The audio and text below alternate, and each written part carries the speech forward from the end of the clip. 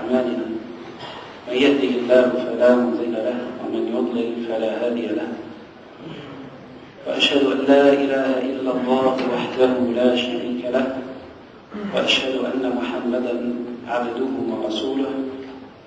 يا أيها الذين آمنوا اتقوا الله حق تقاته ولا تموتن إلا وأنتم مسلمون. يا أيها الناس اتقوا ربكم الذي خلقكم من نفس واحدة وخلق منها زوجها وبث منهما رجالا كثيرا ونساء، واتقوا الله الذي تساءلون به والأرحام إن الله كان عليكم رقيبا. يا أيها الذين آمنوا اتقوا الله وقولوا قولا سديدا يصلح لكم أعمالكم ويغفر لكم ذنوبكم، ومن يطع الله ورسوله فقد فاز فوزا عظيما. أما بعد، فإن أصدق الحديث كتاب الله، وخير الهدي هدي محمد صلى الله عليه وآله وسلم، وشر الأمور محدثاتها، وكل محدثة بدعة، وكل بدعة ضلالة، وكل ضلالة في النار. هذا هو المجلس الثالث في شرح الأربعين النووية، وقد كان طرأ في الأسبوع الماضي ما جعل سببا للتغير، وهذا المجلس معقود بإذن الله سبحانه وتعالى في شرح الحديث الثاني من حديث الأربعين النووية، وهو ما يعرف بحديث جبريل عليه السلام. عن عمر رضي الله عنه قال: بينما نحن جلوس عند رسول الله صلى الله عليه وسلم ذات يوم، إذ طلع علينا رجل شديد بياض الثياب شديد سواد الشعر، لا نرى عليه أثر السفر ولا يعرفه منا أحد، حتى جلس إلى النبي صلى الله عليه وسلم فأسند ركبتيه إلى ركبتيه ووضع كفيه على فخذيه وقال: يا محمد، أخبرني عن الإسلام. فقال رسول الله صلى الله عليه وسلم: الإسلام أن تشهد أن لا إله إلا الله وأن محمدا رسول الله، وتقيم الصلاة وتؤتي الزكاة وتصوم رمضان وتحج البيت إن استطعت إليه سبيلا. قال: صدقت. فعجبنا له يسأله ويصدقه. قال: فأخبرني عن الإيمان. قال: أن تؤمن بالله وملائكته وكتبه ورسله واليوم الآخر، وتؤمن بالقدر خيره وشره. قال: صدقت. قال: فأخبرني عن الإحسان. قال: أن تعبد الله كأنك تراه، فإن لم تكن تراه فإنه يراك. قال: فأخبرني عن الساعة. قال: ما المسؤول عنها بأعلم من السائل. قال: فأخبرني عن أماراتها. قال: أن تلد الأمة ربتها، وأن ترى الحفاة العراة العالة رعاء الشاء يتطاولون في البنيان. ثم انطلق فلبثت مليا، ثم قال: يا عمر، أتدري من السائل؟ قلت: الله ورسوله أعلم. قال: فإنه جبريل أتاكم يعلمكم دينكم. الحديث أخرجه الإمام مسلم في صحيحه. هذا الحديث هو أول حديث بدأ به الإمام مسلم عليه رحمة الله صحيحه، كما أن الحديث السابق حديث الأعمال بالنيات هو الحديث الأول الذي بدأ به البخاري صحيحه، فيكون صنيع الإمام النووي عليه رحمة الله في أربعينه أنه ذكر أول حديث أخرجه البخاري، ثم ذكر كذلك أول حديث أخرجه الإمام مسلم في صحيحه. وأخرجه الإمام مسلم تفرد بإخراجه عن البخاري من رواية عمر بن الخطاب، واتفقا على إخراجه من رواية أبي هريرة رضي الله عنه وأرضاه.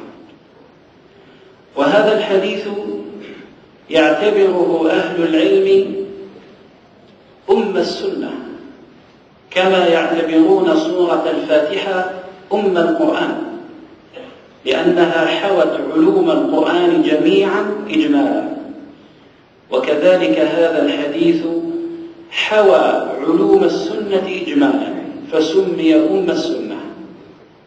ولذلك استفتح به البغوي عليه رحمة الله مؤلفين: شرح السنة وكذلك مشكاة المصابيح، فذكر هذا الحديث في أول ما ذكر في مؤلفيه. وقد ذكر ابن حجر عليه رحمة الله حين شرح هذا الحديث وأطال في شرحه أنه حديث عظيم، قال: ولهذا أشبعت القول في الكلام عليه، مع أن الذي ذكرته وإن كان كثيرا لكنه بالنسبة لما يتضمنه قليل، فلم أخالف طريق الاختصار.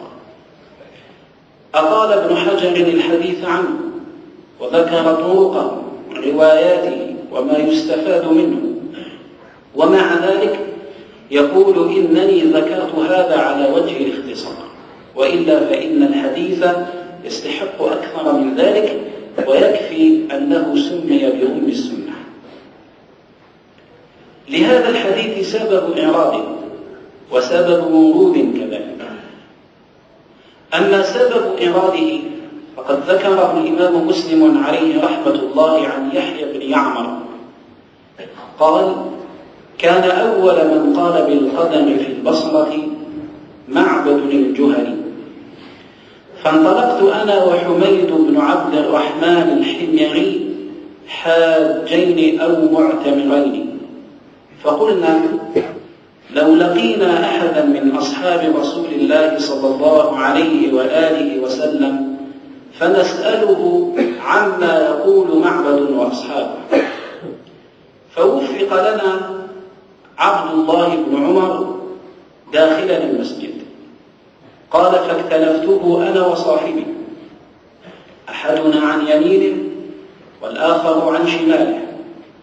قال يحيى بن يعمر: فظننت أن صاحبي سيكل الكلام إلي، فقلت: أبا عبد الرحمن، إنه قد ظهر قبلنا قوم يصومون ويتصدقون ويتقفرون العلم، وذكر من شأنهم أنهم أهل عبادة، إلا أنهم يقولون ألا قدر وأن الأمر ألف، نفوا علم الله سبحانه وتعالى السابق.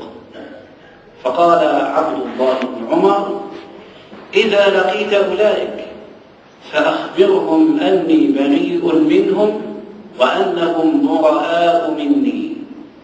والذي يحلف به عبد الله بن عمر لو أن أحدهم أنفق مثل جبل أحد ذهبا لم يقبل منه حتى يؤمن بالقدر. ثم ساق حديث أبيه عمر بن الخطاب مطولا واستدل به. فهذا سبب إيراد الحديث، أورده عبد الله بن عمر دليلا على وجوب الإيمان بالقدر، وردا على تلك الفئة الضالة التي هي القدرية، وهم غلاتها في ذلك الزمان الذين ينفون علم الله المسبق، وإن كانوا قد زالوا في وقتنا الحاضر. وبقيت الطائفة الثانية من القدر الذين ينفون مشيئة الله سبحانه وتعالى، أو ينفون مشيئة العبد في العمل. فإذا هذا هو سبب إيراد الحديث، وفيه فوائد، منها جواز التبرؤ من أهل البدع، ومنها أن الإنسان إذا رأى أمرا منكرا يكيله إلى عالمه كما فعل يحيى بن عمر وحميد بن عبد الرحمن الحميري. ومنها كذلك إيراد العالم دليلا لجوابه عن السؤال، فعبد الله بن عمر ذكر حكم القدرية وذكر كذلك الدليل الذي استند إليه في حكمه هذا سبب إيراد الحديث. أما سبب ورود الحديث حديث عمر بن الخطاب رضي الله عنه فقد جاء في رواية رواها ابن منده في كتاب الإيمان أن النبي صلى الله عليه وآله وسلم قال للصحابة سلوني فهابوا أن يسألوه، فجاء جبريل عليه السلام وذكر الحديث الطويل وقال في آخره صلى الله عليه وآله وسلم هذا جبريل جاء يعلمكم إذ لم تسألوا. فسبب ورود حديث عمر الطويل أن الصحابة رضوان الله عليهم هابوا أن يسألوا النبي صلى الله عليه وآله وسلم، وتلك الهيبة مردها إلى أمرين. الأمر الأول حبهم الشديد للنبي صلى الله عليه وآله وسلم، فكانوا يتحرجون من أن يثقلوه بالأسئلة.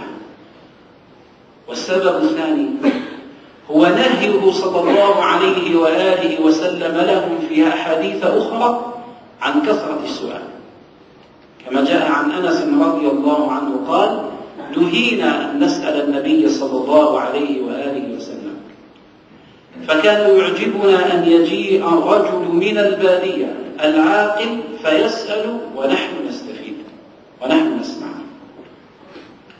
فإذا طلب النبي صلى الله عليه وآله وسلم من الصحابة أن يسألوه فهابوا، فجاء جبريل عليه السلام في صورة سائل يسأل النبي صلى الله عليه وآله وسلم عن أمور الدين حتى يعلم الصحابة في ذلك. قال في أول الحديث بينما نحن جلوس عند رسول الله صلى الله عليه وآله وسلم. لم تبين هذه الرواية كيف كان النبي صلى الله عليه وآله وسلم جالسا، لكن بينته رواية أخرى فيها أن النبي صلى الله عليه وآله وسلم كان بارزا يوما للناس، بارزا أي ظاهرا، والبروز هو الظهور. وسبب ظهوره صلى الله عليه وآله وسلم أنه كان من قبل يجلس بين الصحابة بينهم، فيجيء الغريب فلا يعرفه أين هو ولا يميزه من بين أصحابه لتواضعه صلى الله عليه وآله وسلم. فطلب منه الصحابة أن يبنوا له دكانا من طين كالشيء المرتفع يجلس عليه حتى يميزه الغريب إذا جاء فيطرح عليه السؤال. واستنبط منه القرطبي عليه رحمة الله جواز أن يجلس العالم في مكان مرتفع ليراه الناس ويتعلموا منه، إذ بروز المدرس أو المعلم أو الشيخ في مكان يراه غيره ويراه جميع الناس هذا أدعى للتعلم وأحظى لفهم ما يقوله.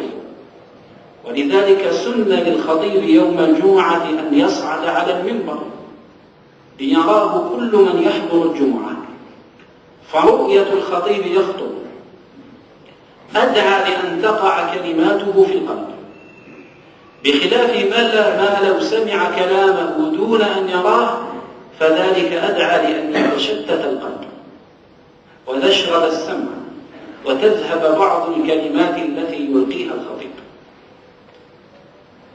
فجلس النبي صلى الله عليه وآله وسلم على مكان مرتفع يراه فيه غيره ممن يأتي. قال عمر بن الخطاب رضي الله عنه بينما نحن جلوس عند رسول الله صلى الله عليه وآله وسلم ذات يوم إذ طلع علينا رجل شديد بياض الثياب شديد سواد الشعر، وفي رواية لابن حبان شديد سواد اللحية، فجاء على صورة رجل مكتمل الخلقة، وجاء على صورة رجل مفعم بالقوة، ولم تتطرق إلى لحيته الشيب. قال: لا يرى عليه أثر السفر ولا يعرفه منا أحد. لقائل أن يقول: لا يرى عليه أثر السفر، هذا واضح، لأن المسافر يكون أشعث الرأس أغبر، يصيبه من غبار السفر ما يصيبه، ويصيبه من وسخ المشي طوال سفره ما يصيبه، فتظهر عليه آثار وعلامات التعب. لكن أن يجزم عمر بن الخطاب رضي الله عنه أنه لا يعرفه أحد، فعلى أي شيء استند عمر في ذلك؟ قالوا: يحتمل أن عمر بن الخطاب رضي الله عنه استند إلى ظنه، فلما رآه على تلك الصفة ولم يكن قد رآه من قبل، جزم أن أحدا من الجلساء لا يعرفه.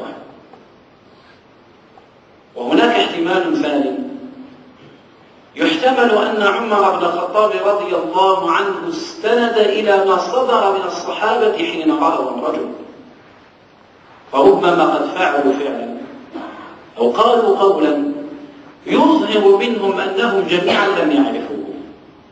وهذا الاحتمال الثاني أقوى، لأنه ورد في رواية أنه حين دخل عليهم قال عمر بن الخطاب رضي الله عنه وأرضاه: فنظر القوم بعضهم إلى بعض فقالوا: ما نعرف هذا، كقدوم رجل غريب إلى مجلس جديد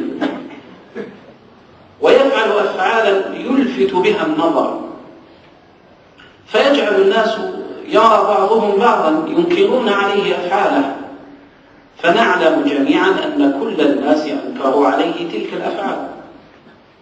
أو إذا قال بعضهم لبعض: لا نعرف هذا، من هذا؟ فيكون هذا كالإجماع منهم على أنهم لا يعرفون هذا الرجل. ولذلك جزم عمر بن الخطاب رضي الله عنه بأنه لا أحد يعرف هذا الرجل، لا يرى عليه أثر السفر ولا يعرفه منا أحد. قال: حتى جلس إلى النبي صلى الله عليه وآله وسلم فأسند ركبتيه إلى ركبتيه ووضع كفيه على فخذيه. أما كونه أسند ركبتيه إلى ركبتي النبي صلى الله عليه وآله وسلم فهذا واضح. أما كونه وضع كفيه على فخذيه، هل هما فخذا النبي صلى الله عليه وآله وسلم أم فخذي نفسه جبريل عليه السلام؟ في ذلك خلاف بين أهل العلم.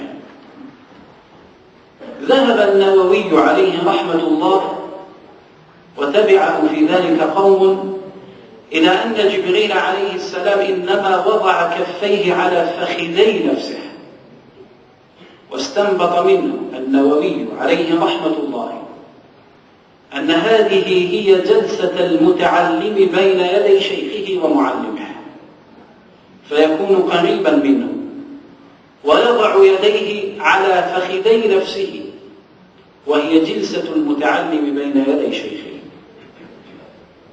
وجزم البغوي عليه رحمة الله ومال إلى قوله الطيبي على الجميع رحمة الله أن جبريل عليه السلام إنما وضع كفيه على فخذي النبي صلى الله عليه وآله وسلم.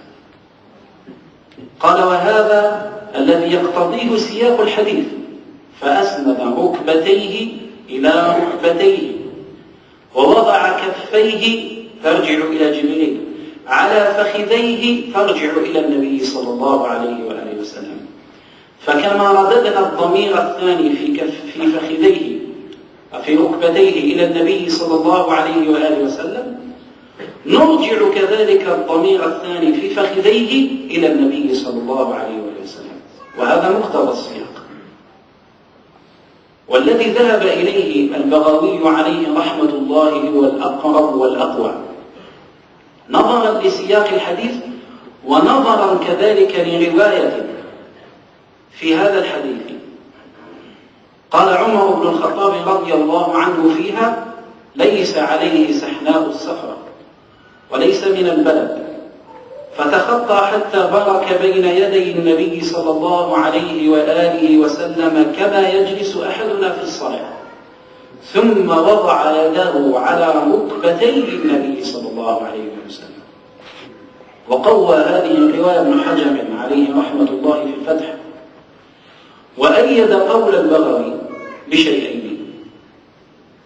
الأمر الأول أن هذه الصنعة أو هذه الفعل من جبريل حين وضع كفيه على فخذي النبي عليه الصلاة والسلام، هذا الفعل منه أدعى لإصغاء الكلام منه، فكونه لم يضع كفيه على فخذيه إنما وضعها على فخذيه الذي سيسأله حتى ينتبه إليه ويصغي إلى أسئلته.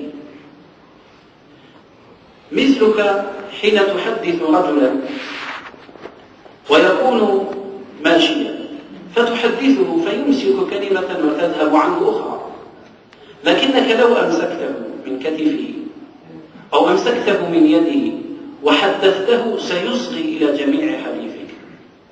ولذلك عبد الله بن مسعود رضي الله عنه حين علمنا تشهد النبي صلى الله عليه وآله وسلم في الصلاة قال: علمنيها النبي صلى الله عليه وآله وسلم وكفه في كفي، لأن هذا الفعل أدعى لسماع كل ما سيقوله المعلم.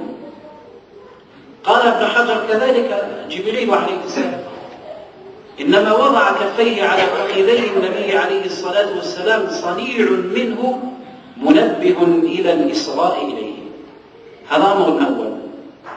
أمر ثانٍ إنما فعل ذلك ليعمي على نفسه أكثر، فكونه جاء بصفة رجل غريب وطلع عليهم من غير أن يروه يمشي، وجاءه في صورة حسنة وثياب حسنة، واستعمل هذه الأفعال منه: يا محمد أخبرني. كل هذا حتى يعمي على نفسه ولا يعرفه الصحابة من هو. وزاد على ذلك تعمية أن وضع كفيه على فخذيه حتى يعبر إلى الصحابة أنه أعرابي تصرف مع النبي صلى الله عليه وآله وسلم تصرف الأعراب، وتصرف الأعراب خارج تماما عن التصرف الذي كان يتصرفه الصحابة مع نبيهم صلى الله عليه وآله وسلم. فهذه الرواية وضحت أين وضع جبريل عليه السلام كفيه، أي على فخذي النبي صلى الله عليه وآله وسلم. ثم قال: يا محمد أخبرني عن الإسلام. لقائل أن يقول: لماذا لم يبدأ جبريل عليه السلام بإلقاء السلام، فلم يذكر في هذا الحديث إلقاء السلام؟ قالوا: يحتمل في ذلك 3 احتمالات. أما الاحتمال الأول فقالوا: لم يبدأ بالسلام ليبين أنه ليس بواجب. والاحتمال الثاني قالوا: إنما لم يلق السلام تعمية لنفسه حتى يزداد الصحابة يقينا أنه من الأعراب. والاحتمال الثالث قالوا: قد يكون جبريل عليه السلام ألقى السلام لكن في هذه الرواية لم ينقله الراوي. فعندنا 3 احتمالات. نستبعد الاحتمال الأول أنه لم يلقي السلام حتى يبين أنه ليس بواجب، نستبعده بحديث آخر، حديث رواه الترمذي في سننه أن النبي صلى الله عليه وآله وسلم قال: السلام قبل السؤال، فمن بدأهم بالسؤال قبل السلام فلا تجيبوه. فهذا الحديث يبعد الاحتمال الأول. الاحتمال الثاني كونه عمى على نفسه حتى يظن الصحابة أنه من الأعراب قريب إلى الصواب، والاحتمال الثاني أنه سلم لكن الراوي لم يذكره هذا الأقرب إلى الصواب، فإنه قد ورد في رواية أنه سلم من أول البساط حين دخل من أول المجلس فقال: السلام عليك يا محمد، أأدنو؟ فقال: أدنو. فلا زال يدنو ويقول: أأدنو، حتى جلس بين يديه. وهذه هي فائدة جمع الروايات وطرق الحديث، إذ بعضها يشرح بعضا وبعضها يفصل الإجمال الذي وقع في بعض. ولذلك لا ينبغي لطالب العلم أن يأخذ حكما من حديث واحد، فهذا الحديث الذي يدرسه ويأخذ منه الحكم قد يكون منسوخا، أو قد يكون مطلقا قيده حديث آخر، أو قد يكون عاما خصصه حديث آخر، وهكذا. فلا بد على طالب العلم إذا أراد أن يبحث مسألة ما أن يجمع كل ما قيل فيها من النصوص، وبعد ذلك يخرج بفائدة. قال: يا محمد، أخبرني عن الإسلام. قال: أن تشهد أن لا إله إلا الله وأن محمدا رسول الله وتقيم الصلاة وتؤتي الزكاة وتصوم رمضان وتحج البيت إن استطعت إليه سبيلا. ذكر له في هذا الحديث أركان الإسلام المعروفة، وسيأتي شرحها إن شاء الله في الحديث الثالث، حديث عبد الله بن عمر: بني الإسلام على 5. زاد ابن حبان في روايته: وأن تعتمر وأن تغتسل من الجنابة وأن تتم الوضوء. فزاده فوق هذه الأركان الثلاثة هذه الأوامر الثلاثة، وهذه الأمور الثلاثة، وليست الأمر، هذه الأمور الثلاثة: أن تعتمر وأن تغتسل من الجنابة وأن تتم الوضوء. وبناء على رواية ابن حبان قال الشافعية عليهم رحمة الله فيما صح عن الشافعي وفي القول الصحيح عن الشافعي أن العمرة واجبة على المكلف مرة واحدة في عمره، وأوجبوها كوجوب الحج، كما أوجبوا الحج، وإن كان الحج من أركان الإسلام فهو أعظم منها واجبا. وخالفهم في ذلك المالكية والحنفية، فذهبوا إلى أن العمرة ليست بواجبة، وأجابوا عن رواية ابن حبان أنه ليس كل ما ذكر في الإسلام فهو واجب، كما أنه ذكر في شعب الإيمان شعب وليست بواجبة، ويذكر في شعب الإسلام شعب وليست بواجبة. وهذا جواب الإمام الشوكاني عليه رحمة الله في نيل الأوطار. وتعقبه الشنقيطي عليه رحمة الله في أضواء البيان، وجنح هو رحمه الله إلى وجوب العمرة مرة في العمر استنادا إلى هذا الحديث وإلى أدلة أخرى. ومن أراد الاستزادة فليرجع إلى تفسير سورة الحج من أضواء البيان، ففيها مبحث لطيف، وأرجعها إلى قواعد أصولية يستفيد منها طالب العلم. ثم قال: أخبرني عن الإيمان، أو قال: صدقت. لما أخبره عن الإسلام قال: صدقت. قال عمر بن الخطاب: فعجبنا له يسأله ويصدقه. التعجب هو تغير النفس بما لا يعرف سببه ويخرج عن العادة، وهنا لا يعرف سبب كون جبريل عليه السلام يصدق الذي يسأله، فتغيرت نفوسهم.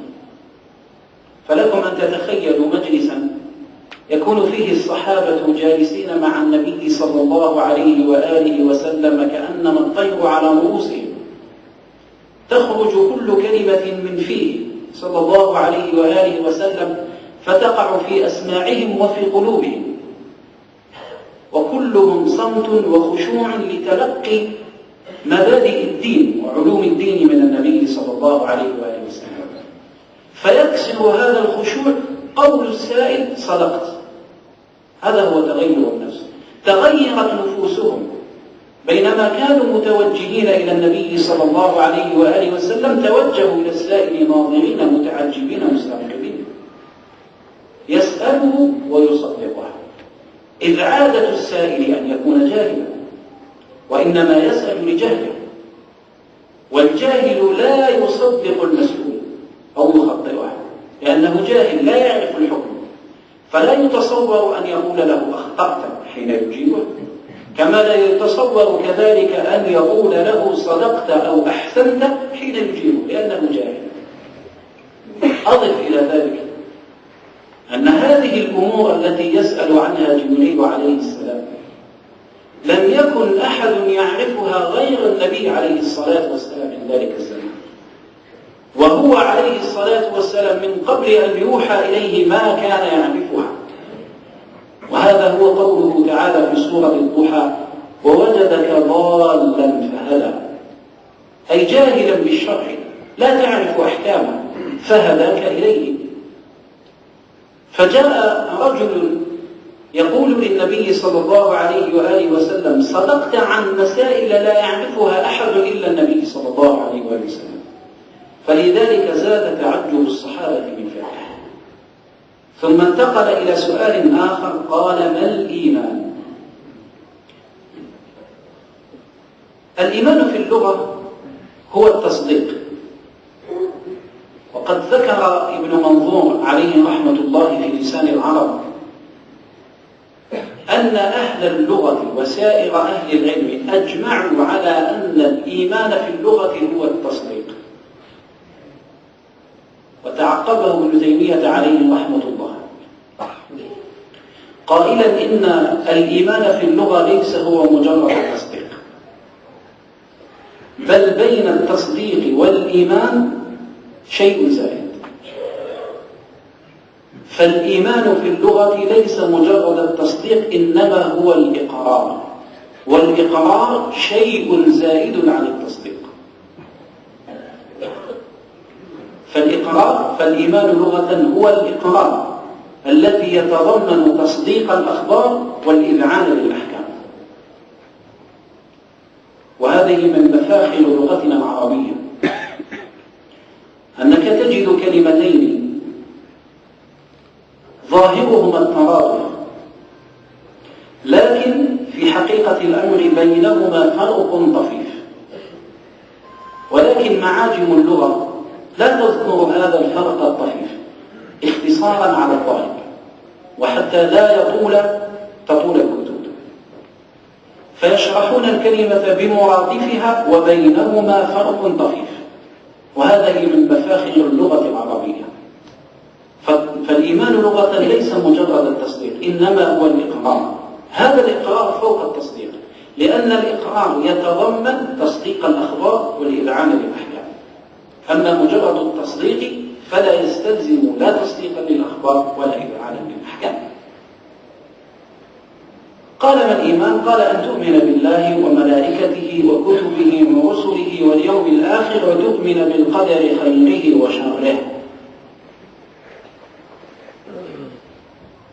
لو بقينا نشرح كل ركن من أركان الإيمان لطال بنا المقام، وقد ذكرنا في أول الحصص أن هذا شرح متوسط ليس هو بالطويل وليس بالمختصر الشديد. ولكن لاحظوا أن النبي صلى الله عليه وآله وسلم حين وصل كلامه إلى القدر أعاد الفعل، قال: وتؤمن بالقدر خيره وشره، وكأن فيه إشارة إلى أن الإيمان بالقدر يستلزم أن يكون ثمة اعتناء به أكثر من سابقه. وقال ابن حجر عليه رحمة الله: إنما كرر الفعل إشارة إلى الخلاف الذي سيقع فيه بين الأمة. ومسائل القدر سر عبودية الإنسان لربه سبحانه وتعالى، ولا ينبغي للإنسان أن يخوض فيها كثيرا ولا أن يبحث عن دقائقها وتفاصيلها. ولذلك صح في الحديث أن الصحابة رضوان الله عليهم حين خرج عليهم النبي صلى الله عليه وآله وسلم وهم يتناقشون فيما بينهم مسائل القدر، غضب عليه الصلاة والسلام واحمر وجهه حتى كأنما فقئ في وجهه حبة رمان، وقال: ما لهذا خلقتم؟ وفي الحديث الآخر أن النبي عليه الصلاة والسلام قال: إذا ذكر النجوم فأمسكوا، وإذا ذكر أصحابي فأمسكوا، وإذا ذكر القدر فأمسكوا، أي لا تخوضوا ولا تفصلوا فيه تفصيلا قد يؤديكم إلى الاختلاف فيما بينكم ويؤديكم إلى التشكيك في مثل هذه الأركان. فأشار النبي صلى الله عليه وآله وسلم إلى ما سيقع فيه من خلاف في هذا الأصل بقول إعادة الفعل: وتؤمن بالقدر خيره وشره. قال: صدقت. قال: فأخبرني عن الإحسان. قال: أن تعبد الله كأنك تراه فإن لم تكن تراه فإنه يراك. الإحسان هو الإتقان وهو الإنعام لغة، وإن كان بين الإحسان والإنعام فرق طفيف. وفي الشرع هو الذي عرفه النبي صلى الله عليه وآله وسلم: أن تعبد الله كأنك تراه، أي حال قيامك بعبادة الله سبحانه وتعالى كأنك بين يدي الله سبحانه وتعالى تراه وأنت تعبده. وهذا يستلزم تحسين العبادة وإتقانها والإتيان بها على أكمل الوجوه وأحسنها. ولما كان هذا المقام لا يستطيعه أحد في الدنيا، لأنه لا أحد يرى الله ربه في الدنيا. في صحيح الإمام مسلم قال صلى الله عليه وآله وسلم حين ذكر الدجال وأنه يدعي الربوبية والألوهية قال: واعلموا أنكم لن تروا ربكم حتى تموتوا. من الأدلة على بطلان ادعاء الدجال الألوهية أن الله عز وجل لا يرى في الدنيا، ولن تروا ربكم حتى تموتوا، فلا يمكن للإنسان أن يرى ربه. فلما كان هذا المقام صعبا انتقل إلى المقام الآخر، قال: فإن لم تكن تراه فإنه يراك. وهذا مقام الإخلاص. الأول مقام المشاهدة، والثاني مقام الإخلاص، أن تعبد الله سبحانه وتعالى مخلصا له العبادة راجيا الثواب من عنده سبحانه وتعالى. قال: فأخبرني عن الساعة. الساعة هي اسم من أسماء يوم القيامة، ويوم القيامة له أسماء كثيرة أوصلها القرطبي عليه رحمة الله إلى ما يقارب 50 اسما. والقاعدة عند العرب أن الشيء إذا كان عظيما تعددت أسماؤه وكثرت أسماؤه. فالله سبحانه وتعالى لعظمته سمى نفسه بأكثر من 100 اسم، ولا يعلم عدد أسماء الله سبحانه وتعالى إلا سبحانه. والنبي صلى الله عليه وآله وسلم لما كان عظيما تسمى بأكثر من اسم، فهو محمد وأحمد والحاشر والعاقب وهكذا صلى الله عليه وآله وسلم. ومكة لما كانت بلدا عظيما سميت بأكثر من اسم، والمدينة كذلك. وشهر رجب حين كانت العرب تعظمه سموه بأكثر من اسم، أوصلها ابن حجر إلى ما يقارب 30 حجرا في رسالته العجب فيما ورد في فضل رجب. والعرب لما كانت تعظم السيف لأنها كانت تستعمله في الغزو والحرب سمته بما يقارب 500 اسم. والأسد كذلك لما كان عظيما وحيوانا مهابا تعددت أسماءه: الجرام والآجام والليث والقسورة وأسامة وغيرها من الأسماء. ويوم القيامة لما كان عظيما وما يقع فيه عظيم من أهوال عظيمة تعددت أسماءه، أوصلها القرطبي إلى ما يقارب 50 اسما. قال: أخبرني عن الساعة. قال القرطبي عليه رحمة الله: مراد جبريل عليه السلام من هذا السؤال قطع طمع الناس حين كانوا يسألونه هذا السؤال. وأكثر الناس من سؤال النبي عليه الصلاة والسلام: متى الساعة؟ متى الساعة؟ فجاء جبريل عليه السلام يطرح هذا السؤال ليسمع الناس صح إجابة النبي عليه الصلاة والسلام، فيقطع لهم الطمع في معرفة وقتها. وكان من عادته صلى الله عليه وآله وسلم أنه إذا سئل متى الساعة أجاب بجواب حكيم، كما جاء في حديث أنس رضي الله عنه قال: جاء أعرابي فسأل النبي صلى الله عليه وآله وسلم: متى الساعة؟ قال عليه الصلاة والسلام: وما أعددت لها؟ قال: ما أعددت لها كبير عمل إلا أني أحب الله ورسوله. فقال عليه الصلاة والسلام: المرء مع من أحب. قال أنس رضي الله عنه وأرضاه: فما فرحنا بعد الإسلام فرحنا بمثل فرحنا بهذا الحديث. قال الأعرابي: متى الساعة؟ فأجابه النبي عليه الصلاة والسلام: وماذا أعددت لها؟ كأنه يقول له: لا تسأل عن وقتها، فذاك أمر غيبي لم يطلع عليه أحد من الخلق. إنما الأولى بك أن تسأل كيف أستعد للساعة. حين قال له: وماذا أعددت لها؟ كذلك هنا جاء جبريل عليه السلام يطرح هذا السؤال: أخبرني عن الساعة، ومراده قطع الطمع عن معرفة وقتها. قال: ما المسؤول عنها بأعلم من السائل؟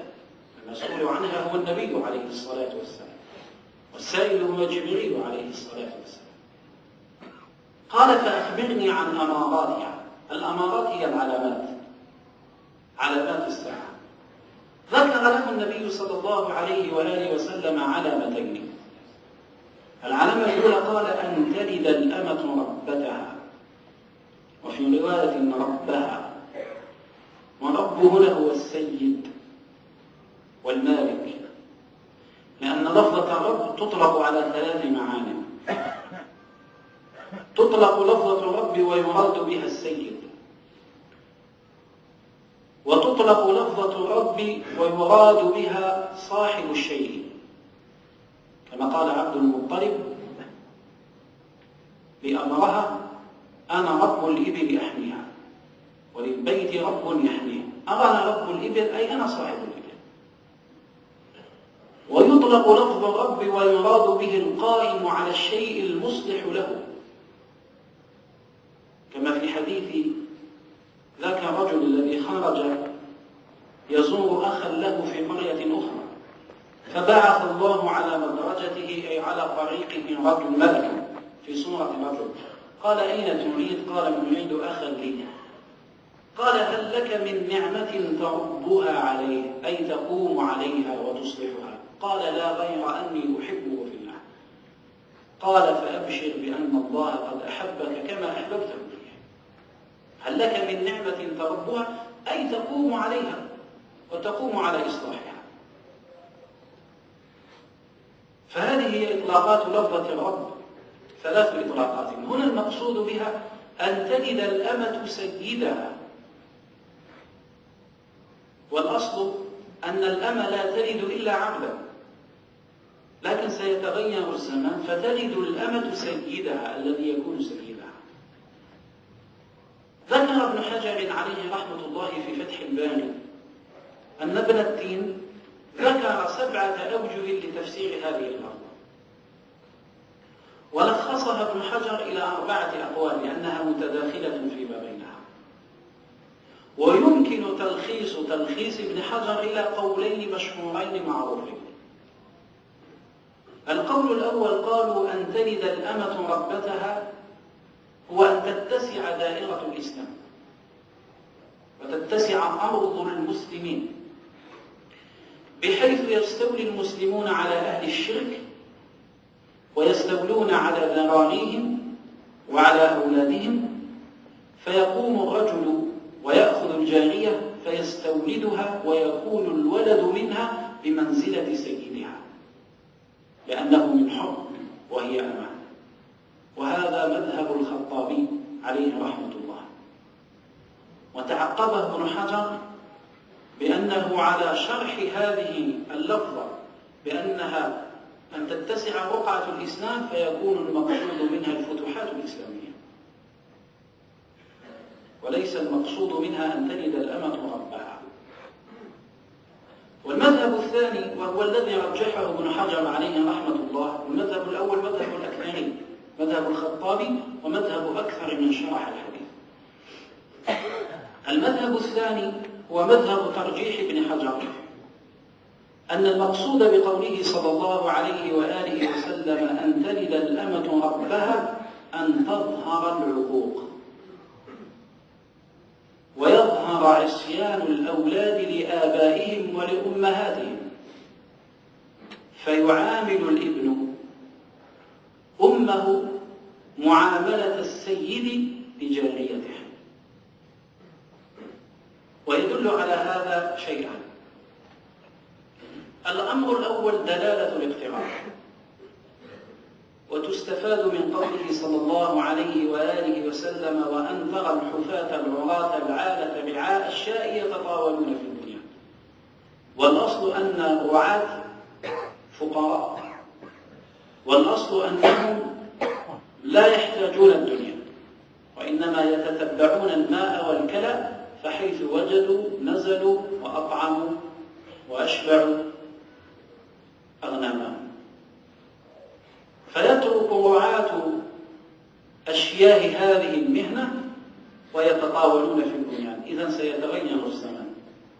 كذلك هنا يتغير الزمان بحيث يصبح الولد بدل أن يعامل أمه معاملة السيدة الملكة يعاملها معاملة الأمة العبد الخادمة. هذه دلالة الاقتران تدل على هذا. أمر آخر دلالة الخارجية، تستفاد من جملة النصوص التي فيها الحث على طاعة الوالدين، وفيها التحذير من عقوق الوالدين. ومنها أنه صلى الله عليه وآله وسلم حين ذكر يوما أن الرجل قد يلعن أباه قال الصحابة مستنكرين: وكيف يلعن الرجل أباه؟ سؤال استنكار، لأنه معتاد على عدم العقوق. قال: يلعن الرجل أبا الرجل فيلعن أباه، فذلك لعنه. فهذا السؤال من الصحابة: وكيف يلعن الرجل أباه؟ هذا يسمى سؤال استنكار، خرج منه استنكارا لأنه ما كان معتادا عندهم أن يعامل الأب هذه المعاملة. فدل هذا على تغير الزمن وانقلاب الموازين، وتشرح هذه اللفظة بظهور العقوق بعد أن لم تكن. ومسائل العقوق ومسائل طاعة الوالدين لو جلس المذكر يذكر بها كل ليلة وكل يوم لما كفى، لأنها من المسائل العظيمة جدا، ويتساهل فيها كثير من الناس. وأقول شيئا معترفا به حتى كثير من رواد المساجد يقصرون في هذا الجانب في تعاملهم مع آبائهم وأمهاتهم، مع أن النبي صلى الله عليه وآله وسلم كما أخرج الإمام أحمد في مسنده جاءهم رجل فقال: يا رسول الله، شهدت أن لا إله إلا الله وأنك رسول الله، وصليت الصلوات وأديت الزكاة مالي وصمت رمضان. فقال النبي صلى الله عليه وآله وسلم: من مات على هذا كان مع النبيين والصديقين والشهداء والصالحين يوم القيامة هكذا ما لم يعق والديه. فسبب كونك مع النبيين والشهداء يوم القيامة قرينا لهم هذه الأمور: الإيمان وتقوى الله سبحانه وتعالى. المانع عقوق الوالدين، فهي من المسائل العظيمة التي لا ينبغي للإنسان أن يستخف بها. والأصل أن الإنسان كلما ازداد علما كلما ازداد برا لوالديه. وكلما ازداد تمسكا بشرع الله كلما ازداد تواضعا لوالديه، وهذا هو الأصل، ونسأل الله العافية والسلام. ثم قال عليه الصلاة والسلام: وأن ترى الحفاة الذين ليس في أرجلهم نعل، العراة الذين ليس على أجسادهم ثياب، العالة أي الفقراء. ومنه قوله تعالى: ووجدك عائلا فأغنى، أي فقيرا فأعلى. ومنه قوله سبحانه وتعالى: وإن خفتم عيلة فسوف يغنيكم الله من فضله، حين جاء شرع الله سبحانه وتعالى بأن المشركين لا يدخلون مكة والحرم. وقع في نفس بعض الصحابة خوف من التعامل معهم تجارة، فقال الله سبحانه وتعالى: وإن خفتم عيلة أي فقرا فسوف يغنيكم الله من فضله. وفي الحديث قال النبي صلى الله عليه وآله وسلم: ثلاثة لا ينظر الله إليهم ولا يزكيهم ولهم عذاب أليم: ملك كذاب، وعائل متكبر، وشيخ زانٍ. عائل أي فقير متكبر، والأصل أن الفقير يكون متواضعا ليس له داع يدعوه إلى التكبر، فكونه فقيرا ومتكبرا هذا دليل على تمركز الكبر في قلبه. فالعادة إذن هي الفقر. فترى هؤلاء الناس الذين هم رعاة للشياه وحفاة وعراة يتبدل بهم الزمان فيصبحون يتنافسون في طول البنيان. ولم يذكر النبي صلى الله عليه وآله وسلم رعاة الإبل، لأن الغالب أن رعاة الإبل أغنياء، بخلاف رعاة الشياه في زمن النبي فقراء، ولأن الغالب أن الراعي إنما يرعى لغيره لا لنفسه، ويعملون على ملء بطونهم فحسب. فيتغير الزمان لأن تصبح هذه الطبقة من الناس تتملك زمام الأمور وتتنافس في طول البنيان.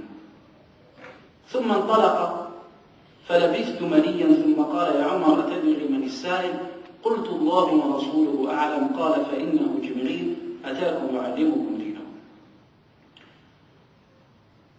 بالإضافة إلى ما ذكر في هذا الحديث من فوائد، يمكن استخلاص فوائد أخرى من هذا الحديث.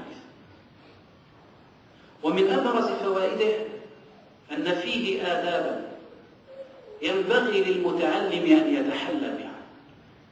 أولا، يستفاد من الحديث أن المتعلم إذا حضر مجلس شيخه أو عالمه، أو أراد أن يأتي مجلس عالم ليسأله، أن يتجمل مظهرا وثيابا وتطيبا.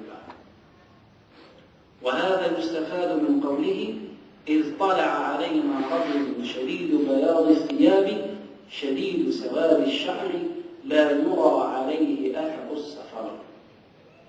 فجاء جبريل عليه السلام في صورة حسنة وهيئة جميلة للقي النبي صلى الله عليه وآله وسلم. وكذلك ينبغي لمن جلس مجلس العلماء، وبخاصة إذا أراد أن يبرز لسؤاله، أن يكون على هيئة حسنة ومنظر جميل. وهذا ليس من الكبر في شيء، بل هو من سنة النبي صلى الله عليه وآله وسلم، كما جاء في الصحيحين أن عمر بن الخطاب رضي الله عنه وأرضاه وجد حلة تباع أمام المسجد، وفيه دليل على جواز البيع أمام المسجد بشرط ألا يسبب ضيقا وحرجا على أهل المسجد.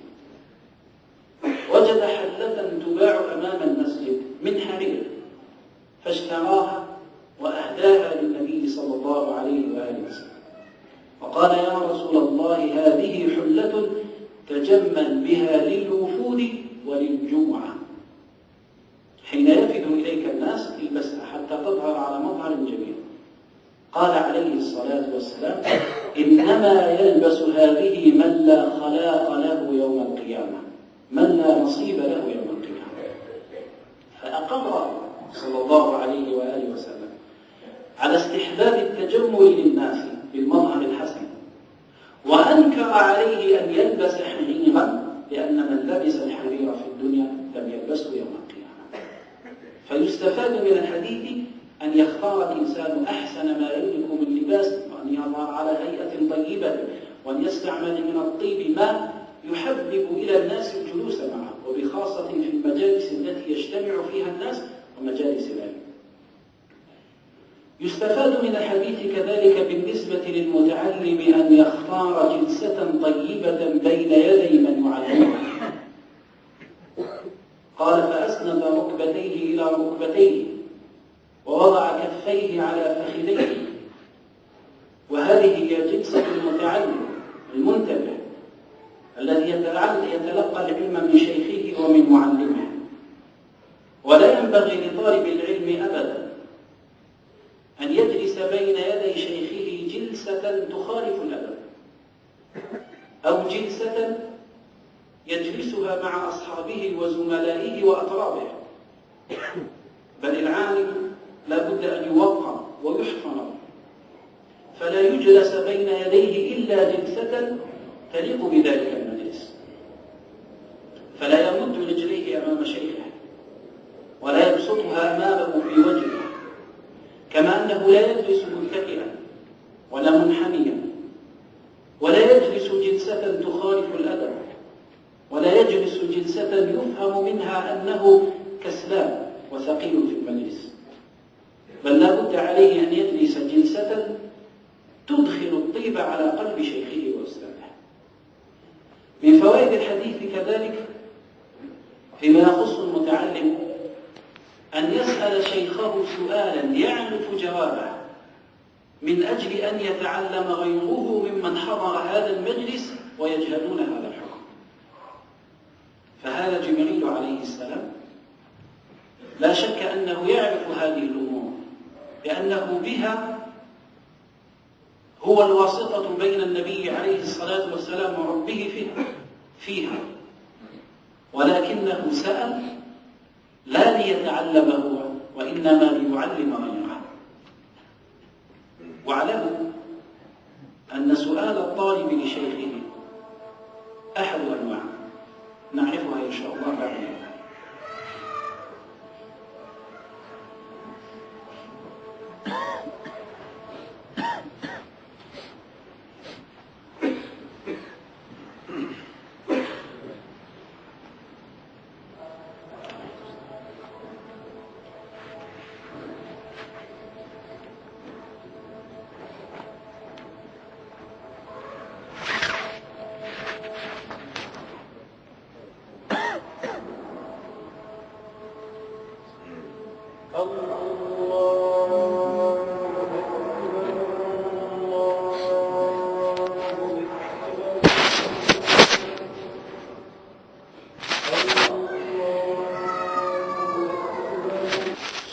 الطالب لشيخه على أنواع،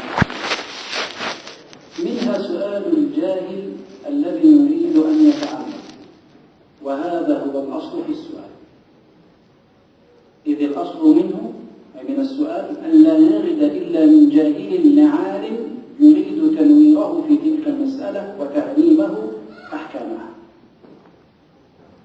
ثمة سؤال لا يراد منه التعلم، وإنما يراد منه تعليم الحضور، كما في قصة جبريل عليه السلام.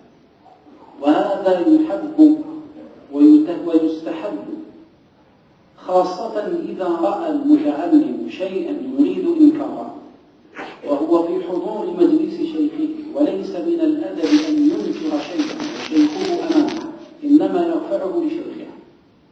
ولذلك أبو موسى الأشعري حين رأى جماعة في المسجد يسبحون جماعة ما أنكر عليهم حتى ذهب إلى عبد الله بن مسعود وأوكل إليه أمر الإنكار،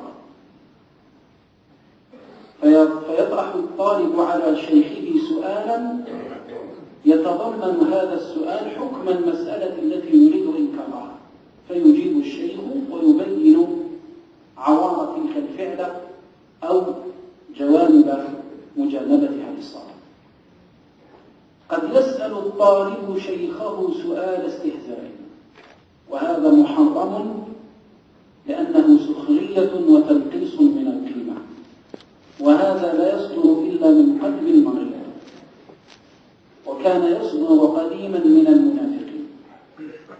كما روى ابن عباس رضي الله عنه في صحيح البخاري قال: كان بعض الناس يسأل النبي صلى الله عليه وآله وسلم استهزاء،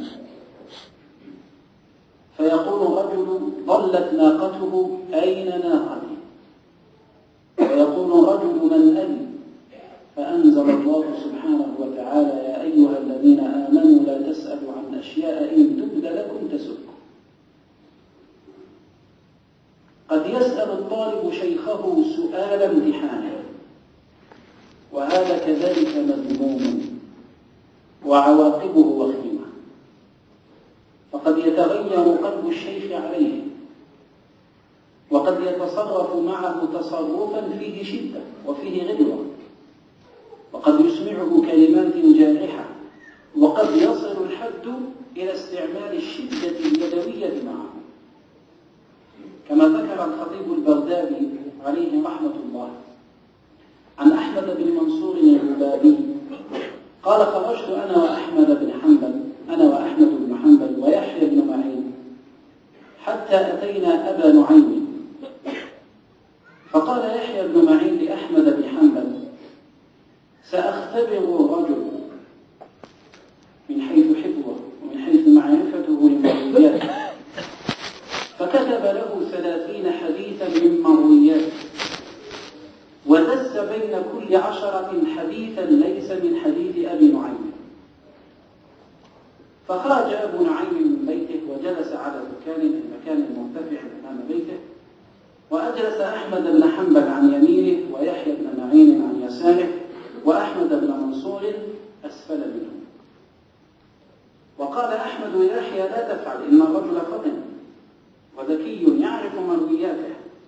لكن أصر يحيى بن معين على ذلك، فجعل يحيى بن معين يقرأ على الشيخ والشيخ يسمع. فلما وصل الحديث 11 قال له أبو نعيم: احذفه أو اشربه، هذا ليس من مروياته.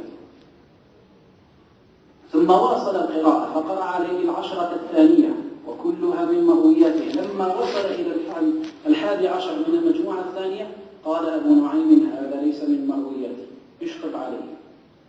ثم لما قرأ عليه المجموعة الثالثة ووصل إلى الحديث الثالث الذي دسه، كان أبو نعيم يفتح عينيه، ثم فطن أن في الأمر شيء، فقال: أما هذا أي أحمد بن حنبل فيمنعه مرعى وتقواه، وأما أحمد بن منصور فأقل من أن يفعل ذلك، ليس له خبرة كثيرة، ولا يفعل هذا إلا أنت. وأشار إلى يحيى بن معين، ثم قال: على مثلي يخبأ، وأخرج رجله ورفسه رفسة قوية سقط منها، ضرب رجله ضربة قوية حتى سقط يحيى بن. ثم دخل أبو نعيم ضاعه. قال أحمد: ألم أقل لك إن الرجل فطن؟ قال يحيى بن معين كلمة تدل على تجرعه الذل من أجل العلم، قال: لرفسته هذه أحب إلي من سفري. يعني وثقت الآن أنه رجل متقن ورجل فطن لا يدس عليه حديث غيره، لكن نال جزاءه وأخذ رفسته. ولذلك لا ينبغي للطالب أن يسأل شيخه سؤال امتحان يختبر معلوماته، وبخاصة بعض الطلبة قد يذهب إلى بيته فيراجع المسألة مراجعة متقنة يستحضر فيها الأدلة ومناقشتها وأقوال أهل العلم، فتكون طاغية ساخنة في الذهن، فيأتي